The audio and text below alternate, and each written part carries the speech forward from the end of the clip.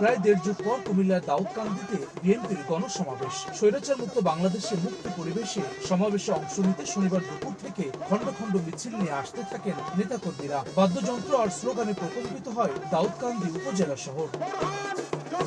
আওয়ামী লীগের ডাকা কর্মসূচির প্রতিবাদ এবং দ্রুত নির্বাচনের দাবিতে সমাবেশের আয়োজন করে দাউদকান্দি এবং তিতাস উপজেলা বিএনপি। সমাবেশে বিএনপি নেতারা গণহত্যাকারীদের দ্রুত বিচার নিশ্চিতের দাবি জানান।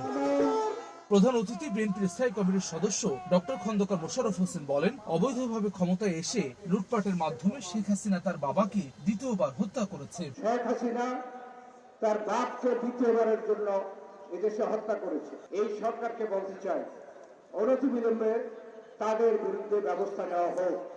তা না হলে তারা বাংলাদেশে নানা রকমের ষড়যন্ত্র করতে চেষ্টা করবে। এদিকে জাতীয় প্রেস ক্লাবে এক অনুষ্ঠানে বিএনপির সিনিয়র যুগ্ম মহাসচিব রুহুল কবির রিজভী বলেন, বিভিন্ন কর্মকাণ্ডের সমালোচনা করলেও বিএনপি সরকারকে ব্যর্থ হতে দেবে না। অন্তর্বর্তীকালীন সরকারের নানা কাজ দিয়ে আমরা সমালোচনা করব, আমরা কথা বলবো, কিন্তু তারপরেও ডক্টর ইউনূসকে আমরা ব্যর্থ হতে দেব না। অন্যদিকে দুর্বল ও অনির্বাচিত সরকার থাকলে নানা ধরনের বিশৃঙ্খলা ঘটে মন্তব্য করে বিএনপি স্থায়ী কমিটির সদস্য হাফিজ উদ্দিন আহমেদ বলেছেন, কেউ যেন আইন নিজের হাতে তুলে নিতে না পারে, সেজন্য সরকারকে বলিষ্ঠ ভূমিকা নিতে হবে। সরকার একটি দুর্বল সরকার, আমরা তবু এই সরকারকে সহযোগিতা করব।